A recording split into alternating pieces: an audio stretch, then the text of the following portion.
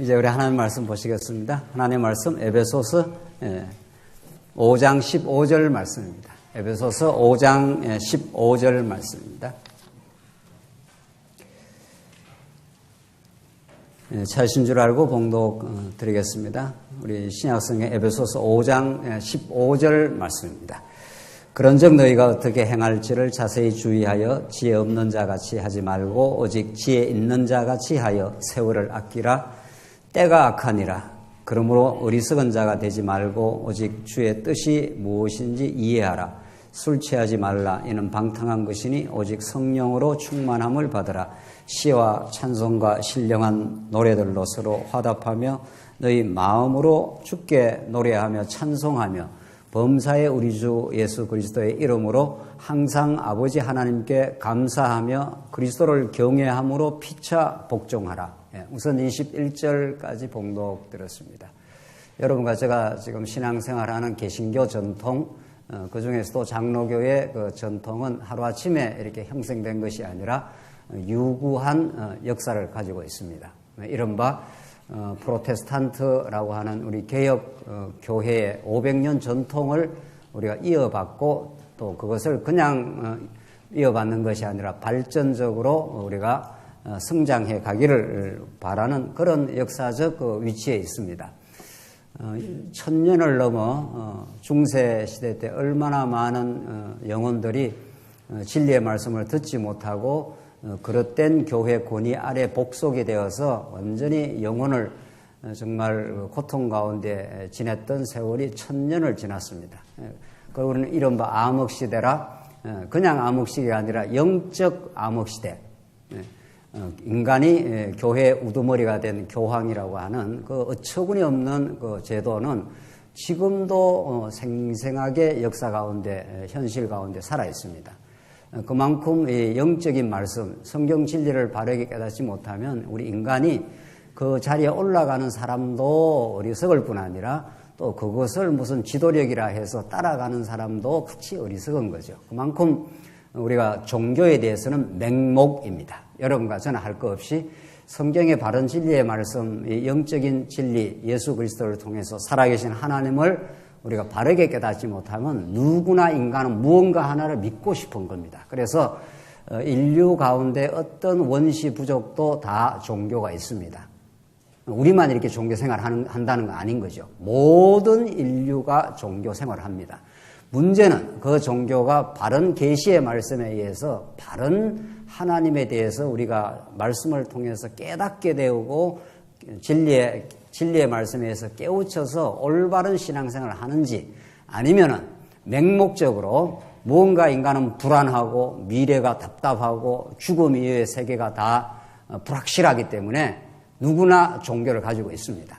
현대인들의 종교는 이제 물질 만능, 돈을 가지면 인간이 행복해질 수 있고 돈을 가지면 내 몸도 조금 더 의료 기술의 도움을 통해서 연장시킬 수 있다는 그 허망한 종교인 거죠. 그것도.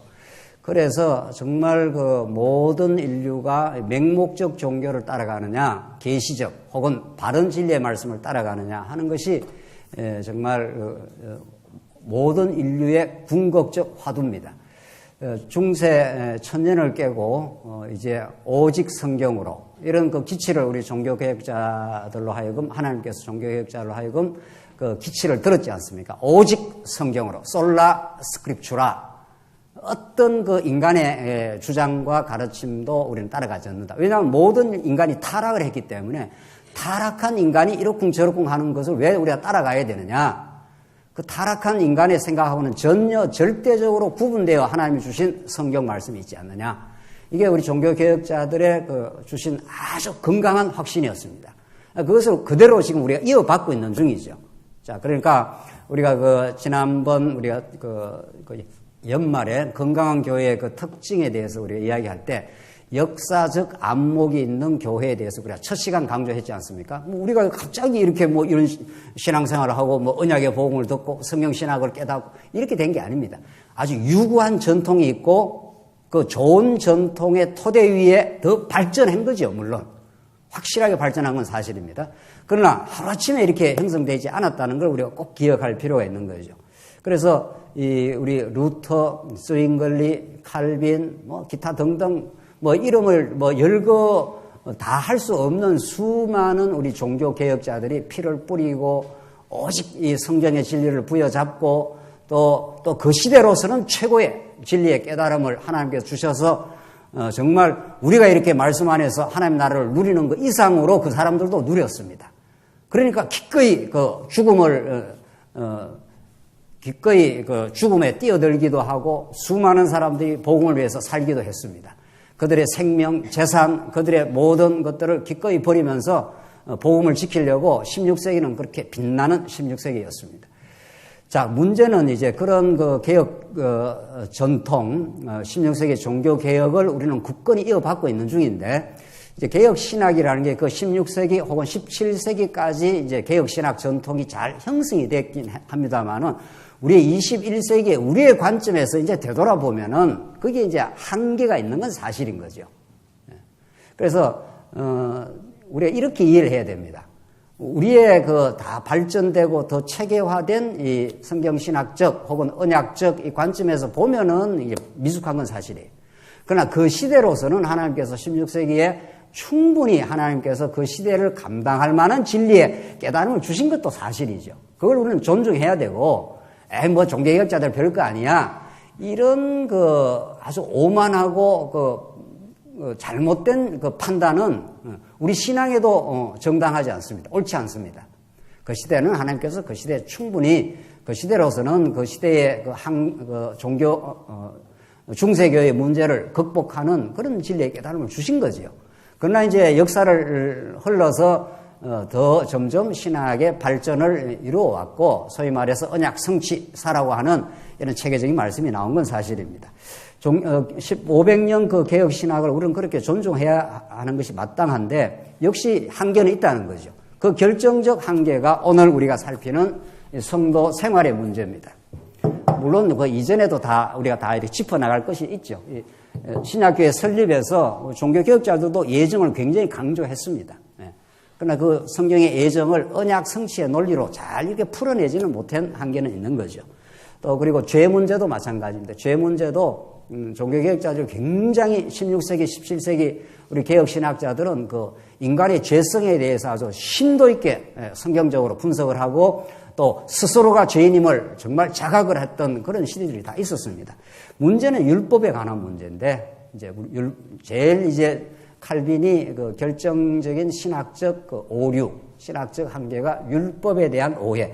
거기로부터 이제 이 문제가 안 풀린 거죠. 신학교회 우리 교회 성도님들은 예수를 믿고 천국을 소망하고 확신하는 거는 사실은 그렇게 길게 걸리지 않습니다. 이 말씀을 딱 깨닫기만 하면은, 창세전에 하나님 우리를 예정하셨구나. 확실합니다. 이거는 더 이론의 여지가 없는 거죠. 문제는 우리가 날마다 일상을 살아가는 신앙생활을 해야 되는데, 이 문제가 보통 문제는 아닌 거죠. 주일날도 신앙생활 할 뿐 아니라 우리는 돌아가면은 우리가 늘 그렇게 확인하지 않습니까? 오늘만 예배가 아닙니다.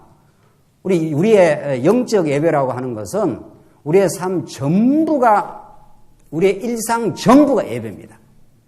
그 중에 우리가 오늘 이제 정한 시간, 우리가 날마다 만나기가 어려우니 우리 과정생활도 해야 되고 사회생활도 해야 되고 직장생활도 해야 되고 또 그것도 중요한 예배이기 때문에 우리가 이렇게 한번 정한 시간에 정한 장소에 모여서 집중적으로 말씀을 상고하고 우리가 교제를 하고 이게 이제 또 중요한 영적 예배 중에 한 일환인 거죠. 그러나 우리의 삶 전부가 예배라는 것은 너무도 중요한 성경의 가르침입니다. 그게 로마서가 말하고 있고, 자, 그래서 우리는 날마다 이렇게 신앙생활을 예수 믿고 나서 확신을 얻고 나서도 죽는 날까지 하는 거 아닙니까? 얼마나 우리 삶에 우여곡절이 많습니까? 우리 성도님들 특별히 연세 드시기도 하고 또 많이 연세는 안 들으셔도 하나님께서 질병을 주시면은 병상에서 병과 투병하는 그런 생활은 정말 그거는 장난이 아닙니다.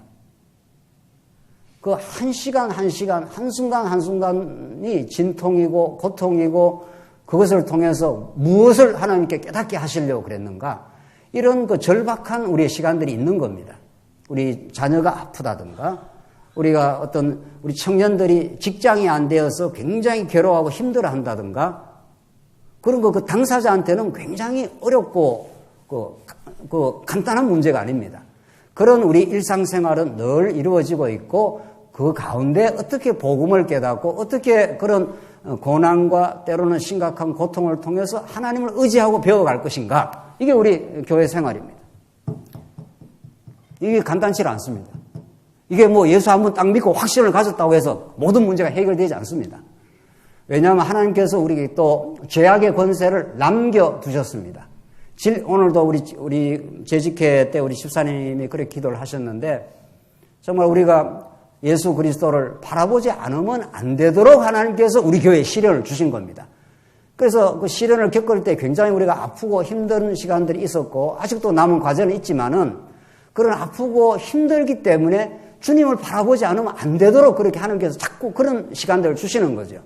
이번에 우리 권사님 기도하신 대로 폭풍을 하나님께 일으키면은 폭우로 피신하지 않을 수가 없습니다. 우리는 늘 그 순풍에 돛단 삶을 원하지만 아무 문제 없이 그냥 순풍이 불어줘서 우리가 가고자 하는 목적지로 잘 배가 가기를 원하지만 하나님 그렇게 안 하신다는 겁니다.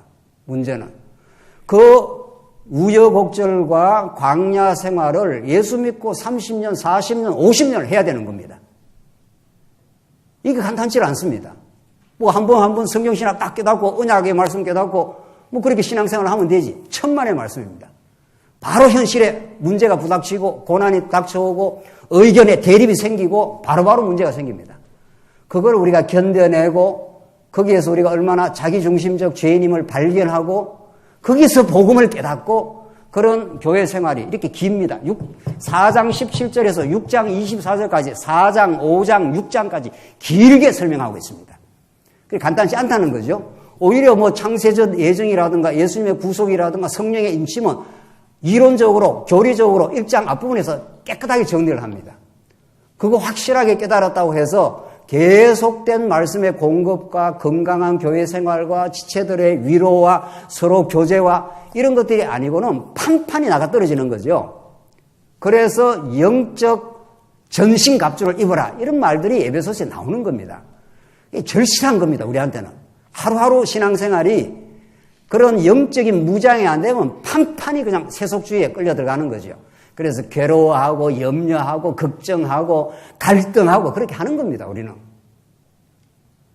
그런 우리 자신을 돌아보면은 이 교회 신약교회 생활 문제가 그렇게 간단하지 않는 거죠. 자, 이 부분에서 종교 개혁자들이 개혁 신학의 결정적인 함정에 빠진 거죠. 왜냐하면 율법을 자꾸 이제 우리 성도 생활의 규범이라 이렇게 가르쳐 버리기 때문입니다. 그러니까 예수 믿고 감격하고 천국을 소망하다가 딱 율법이 등장을 해버리니까 나 위에 하나 신을 두지 마, 안식일 지켜, 뭐 어떻게 해, 욕심 부리지 마, 뭐 이런 말들 아닙니까?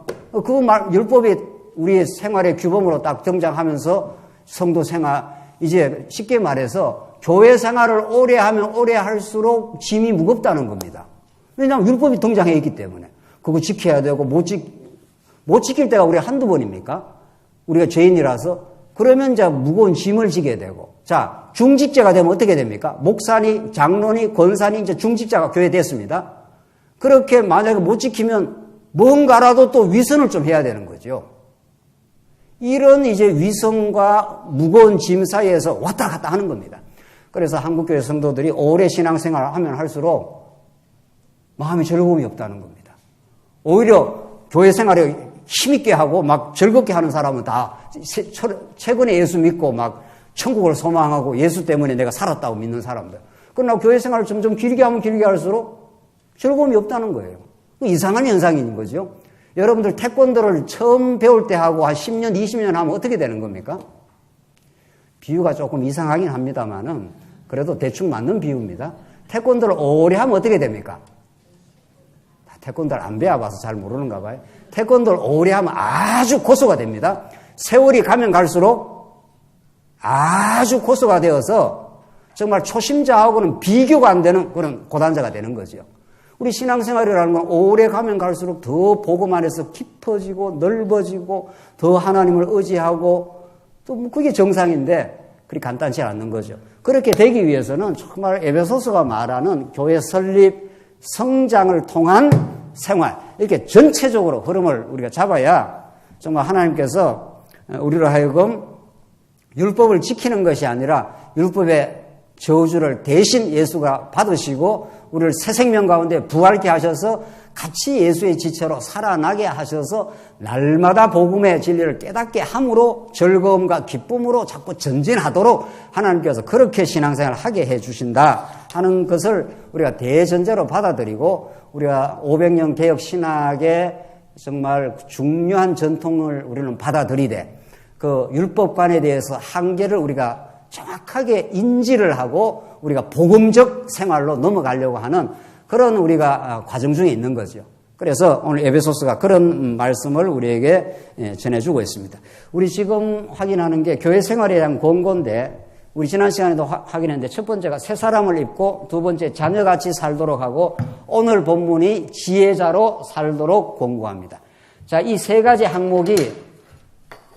항목을 한마디로 말하면 이제 새 사람으로 살게 한다. 옛 사람이 아니라 우리가 아담을 이렇게 지어놨는데 타락해서 완전히 영적으로 어두운 가운데 빠져버렸습니다. 그래서 나라는 존재가 죄의 절대적 지배 속에 있습니다. 그러니까 나는 없는 겁니다. 알고 보면. 죄가 끄는 대로 끄는 겁니다. 그래서 말 못하는 우상에 끌려다녔다. 사도 바울이 서신서에도 그렇게 표현을 쓰는데 인간이 뭐 자기가 판단하고 자기가 뭐 결정하는 것 같아도 과거에 예수 믿기 전에 나라는 건 헛개비 같이 도구고 밑에 죄가 이걸 쥐고 있는 사단 권세가 인간을 지배해 왔다. 그래서 우리가 예수 믿기 전에 했던 어떤 것도 하나님이 보실 때 선은 없습니다. 이게 선이고 하나님 보실 때 이게 악인데 그러니까 악밖에 없는 거죠. 그런 속에서 이제 하나님께서 예수님이 우리 대신 죽으시고 살아나신 거죠. 그래서 우리 마음 가운데 이렇게 빗금친 부분이 살아난 겁니다. 새 사람. 그래서 이것은 홍해 바다가 갈라지는 기적보다 더 큰 기적입니다. 인간이 바뀐다는 거. 인간이 하늘이 열리는 경험입니다, 이게. 그래서 동학도들이 그 개벽이라는 용어를 쓰지 않습니까? 이 하늘이 막 열린다는 그런 말을 썼습니다. 그 사람들이 뭔가 이게 기독교 진리는 깨닫지는 못했지만 모든 일반 계시가 반짝반짝 하는 겁니다. 이 성천개벽이라 해갖고 이 하늘이 열려지는 그런 경험을 했다. 뭐 이렇게 해서 그래야 이 사람이 바뀐다는 거예요. 그 동학이 하는 말이에요. 그게 이제 진리는 아닌 거죠. 뭐 하늘이 어떻게 열리나 말이죠. 진짜 우리 기독교야말로 영원 개벽이 일어난 거죠. 하늘이 확 열린 거죠. 땅만 바라보고 살던 우리들에게 이게 죄만 짓고 살아가는 우리들에게 하늘 경험을 하게 된 겁니다. 그래서 하늘이 열린, 이 개벽이 진짜 개벽이 된 거죠. 예수가 하늘에서 땅으로 내려오신 겁니다. 말씀이 육신이 되어 이 땅에 찾아오신 거죠. 그래서 우리가 이렇게 하늘 경험을 한 사람들입니다. 아, 영원한 나라가 있네. 이 땅에 잠시 살다가 죽는 거지. 이렇게 완전히 인생관과 세계관과 역사관이 뒤집어진 사람들이죠. 사도 바울 보십시오. 사도 바울은 굉장히 집요한 사람입니다. 공부도 많이 했고 아주 철저하고 율법주의자고 웬만한 율법주의자들이 그렇게 사람 죽이는데 쫓아다니질 않습니다. 그냥 뭐 바리새인들이 자기 율법이나 지키고 이러지. 사도 바울은 하나님께서 얼마나 집요하고 강한 성격을 하나님께 주셨는지 예수 믿는 사람들 아주 그냥 일본의 그 일제시대 때 뭡니까?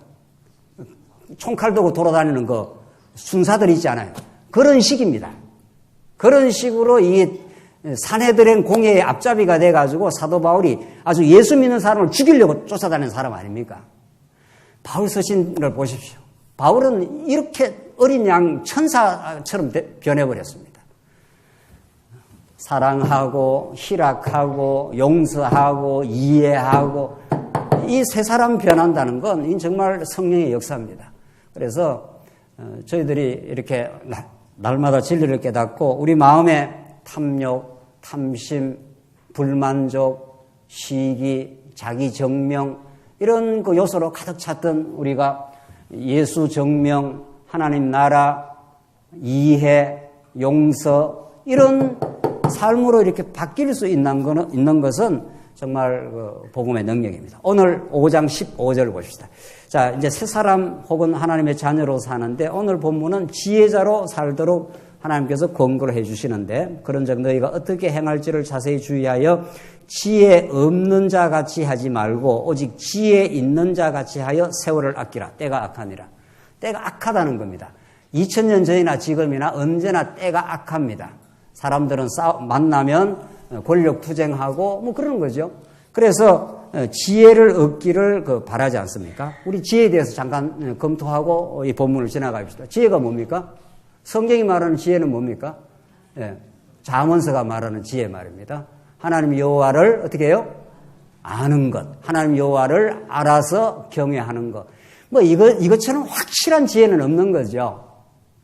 예. 여호와 하나님의 그 권능과 그 은혜로우심, 그의 살아계심, 이걸 아는 것 이상 인간에게 지혜가 없다는 겁니다.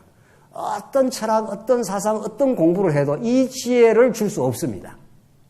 그래서 모든 그 유명한 대학교의 그 교패가 진리는 나의 빛, 베리타스 룩스메 이런 게 옥스퍼드 대학 서울 대학 등등 다 그 판이 붙어 있지 않습니까? 그 사람들 그 안에 지혜가 없습니다.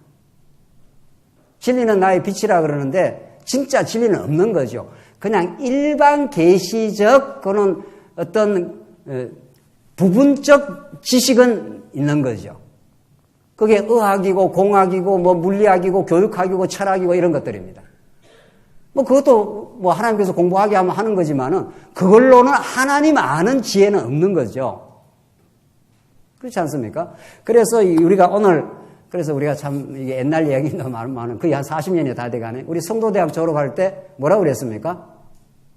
여러분들은 그런 감동이 없었습니까? 하버드 대학 졸업장하고 어떻게 해요? 안 바꾼다. 이런 말을 실제로 했고 그렇게 믿습니다. 저는. 여러분은 어떤지 모르겠는데. 왜냐하면 성경 66권을 전체적으로 알아서 하나님 여호와를 아는 지식이니까 그게야말로 진짜 대학이죠. 이건 한번 써야 되겠네요. 큰 배움이니까. 이게 이제 논어 맹자 공자 대학이라는 유교 말을 그대로 대학교에 쓴 거 아닙니까? 그래서 대학 밑에 뭐가 있는가 하면은 옛날에 소학교라는 게 있습니다. 소학이라는 책도 있잖아요. 그래서 하버드 소학교 이렇게 해야 되는 겁니다. 실제입니다. 이거는 제가 농담을 하는 게 아니고 진짜 지식은 진짜 여호와 하나님을 아는 지식은 이거는 그걸 큰 배움이니까 여호와 하나님을 알아서 뭐 인문 사회과학도 좀 하고 뭐 자연과학도 하고 뭐도 하고 이렇게 할 수가 있는 거지요. 그래서 정말 우리가 성경을 성경대로 안다 이런 우리가 진짜 하나님 주신 긍지가 있는 겁니다. 하나님을 안다는 거. 그때라야 우리는 인생과 역사에 대해 설명을 할 수 있는 거죠. 그래서 이때 지혜 없는 자 같이 하지 말고 오직 지혜 있는 자 같이 하여 이렇게 하는 말은 여호와 하나님을 경외하는 것이고 잠언이 말하는 잠언 한번 간단하게 정리해 봅시다. 잠언이 하나님의 주권성인데 하나님께서 첫 대목이 지혜를 주관하시고 왕가를 세우시고 나라를 통치합니다. 이게 잠언의 큰 틀입니다. 잠언이. 자 봅시다. 하나님을 여호와의 주권성을 제대로 알면 그 주권자가 지혜를 주관한다는 겁니다. 여러분과 저에게 지금 지혜를 누가 주시고 있습니까? 아무리 뭐 김기용 목사가 말씀을 이렇게 전해도 그걸 깨닫게 하고 감동하고 자기 말씀을 받아들이는 건 성령 하나님의 역사입니다. 전적인 성령 하나님의 역사죠. 그러니까 솔로몬이 얼마나 많은 지혜를 얻어서 그 찬란하고 하나님 여호와를 경외하는 성전을 지었습니까? 그러나 하나님께서 지혜를 싹 걷어가니까 솔로몬처럼 이렇게 밑바닥 인생도 없는 겁니다. 그 솔로몬이라는 한 개인이 왜 그렇게 찬란한 거룩한 삶을 살다가 밑바닥 치는 그런 삶을 삽니까? 솔로몬에게 결정된 게 아닙니다.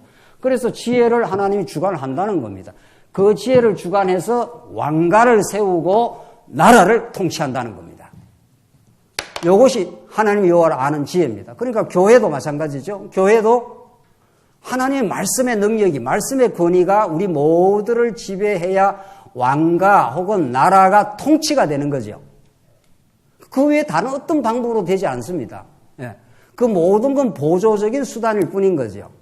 하나님 말씀이 말씀으로 우리에게 들려지면은 그래서 지혜를 주관하시는 하나님이 구약의 다윗 왕가를 세우고 나라를 잘 평화롭게 통치를 하듯이 오늘 우리 가정이든 우리의 교회든 하나님께서 그렇게 통치를 해 간다고 합니다. 그래서 이 지혜는 이거는 구해도 되고 안 구해도 되는 덕목이 아니라 어리석음의 화신인 우리 죄인인 우리 인간에게는 지혜는 너무도 절박하게 구하는 날마다 구할 내용입니다.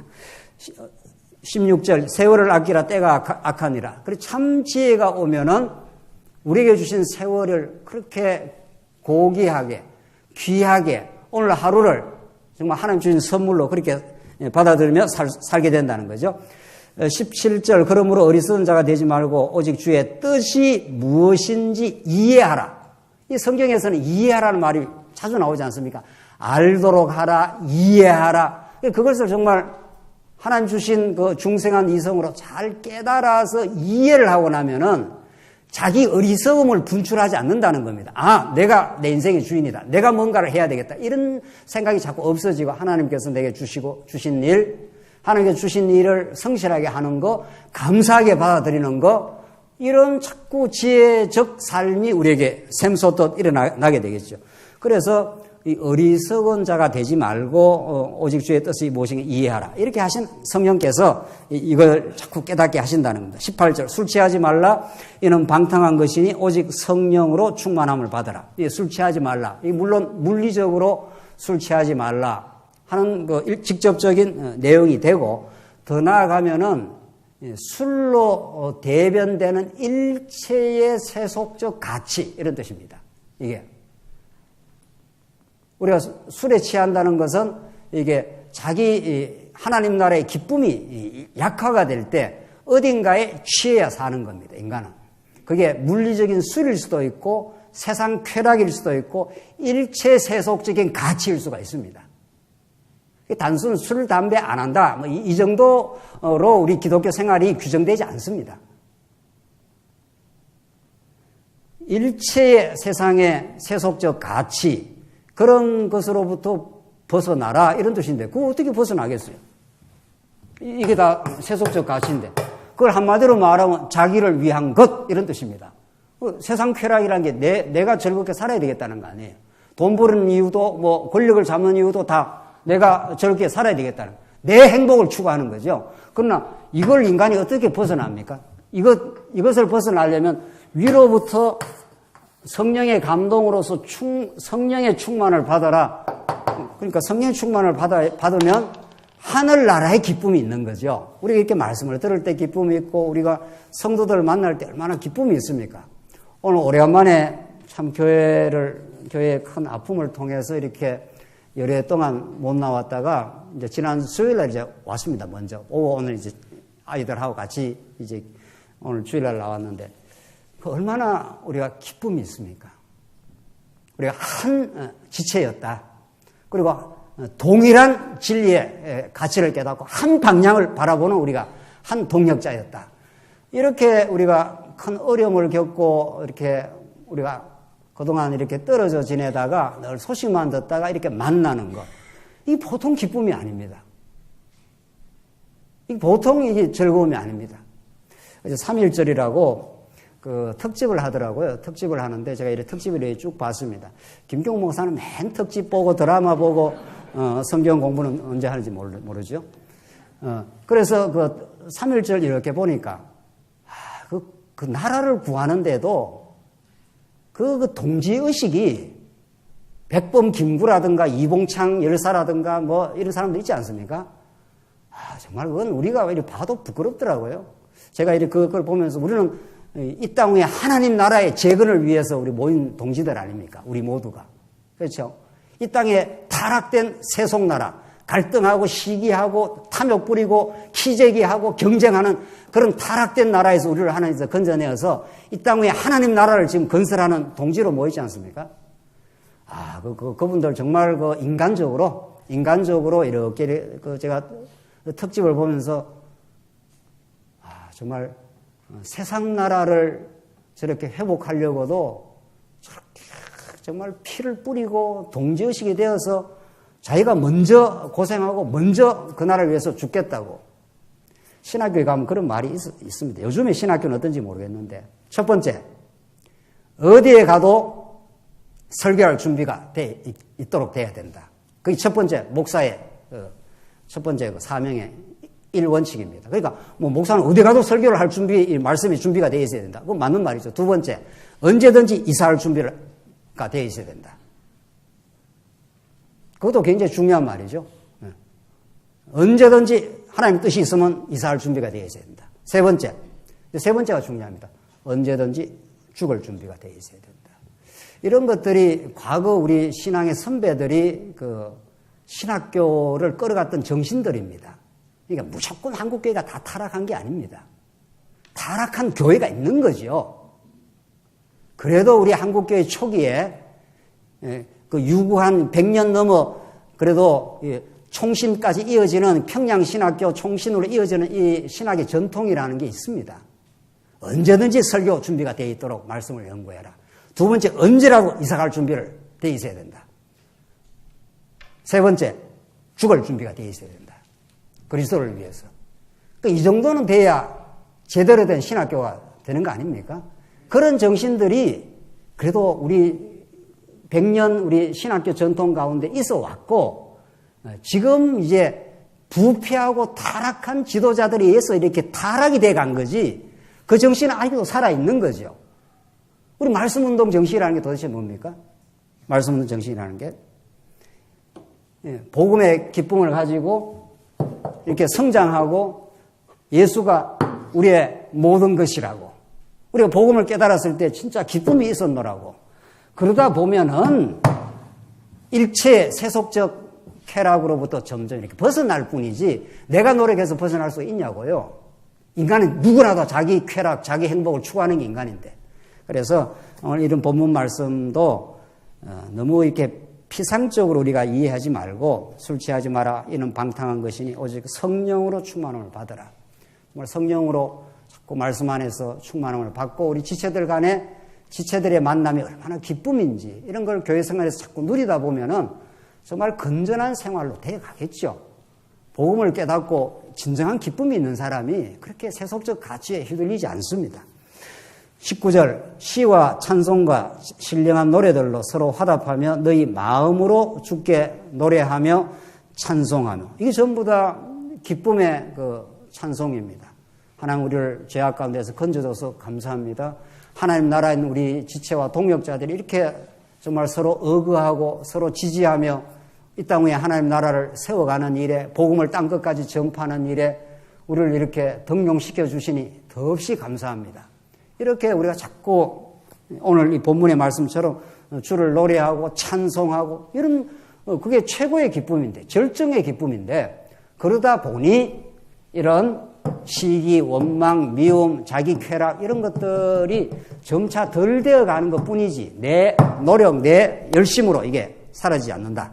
이걸 우리가 확실하게 할 필요가 있는 거죠. 20절, 범사의 우리 주 예수 그리스도의 이름으로 항상 아버지 하나님께 감사하며. 이 범사 감사라는 게 우리 진리무장, 생활무장의 아주 핵심 그 테마 아닙니까? 항상 기뻐하라, 범사에 감사하라, 쉬지 말고 기도하라. 이것이 예수 그리스도 안에서 너에게 주신 하나님의 뜻이니라. 하나님이 그렇게 만들어 주시겠다는 거죠. 그래서 뭐 아주 우리 신앙의 그 건전성을 테스트하는 가장 뚜렷한 그 시금석 바로메터가 있습니다. 평소에 감사가 얼마나 넘치느냐, 이건 거죠.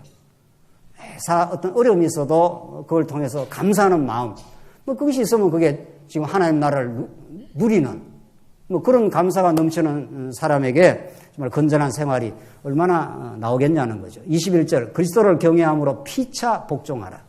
이건 복음을 듣지 않으면 결코 형성될 수 없는 기독교 윤리적 덕목입니다. 피차 복종하라는 거 아닙니까?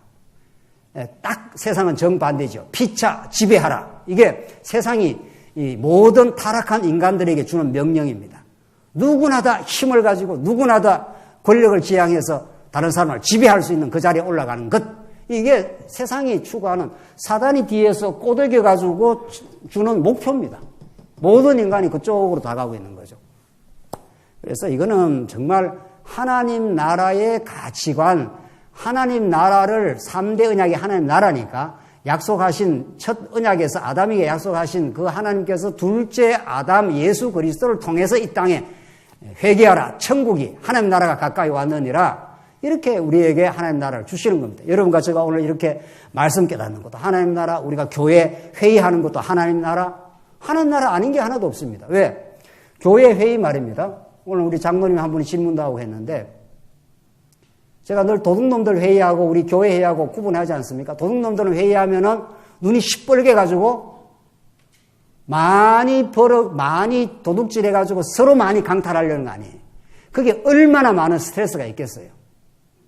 우리 교회 회의라는 것은 우리가 들은 복음을 더 많은 영혼들에게, 우리 성도들이 더 많이 복음을 깨닫고 누릴 수 있도록 어떻게 해야 우리가 도울 수 있을까?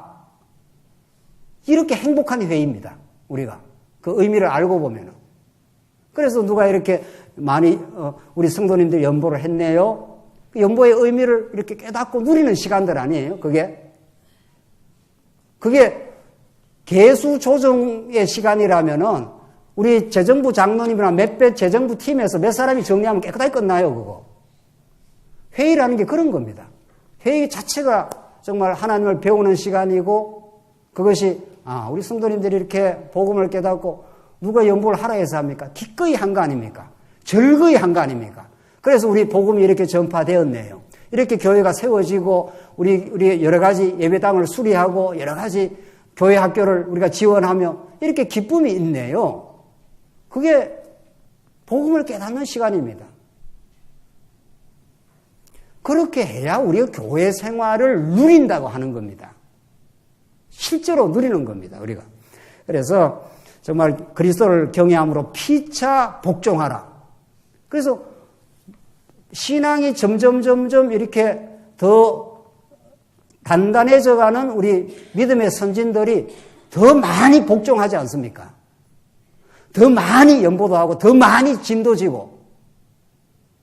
그게 그리스도의 마음입니다.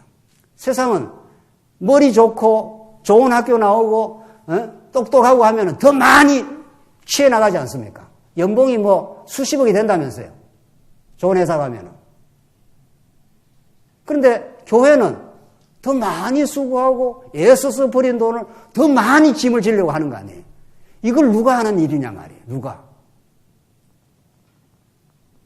그래서 피차 복종하는, 피차 섬기는, 이게 하나님 나라의 가장 뚜렷한 특징입니다.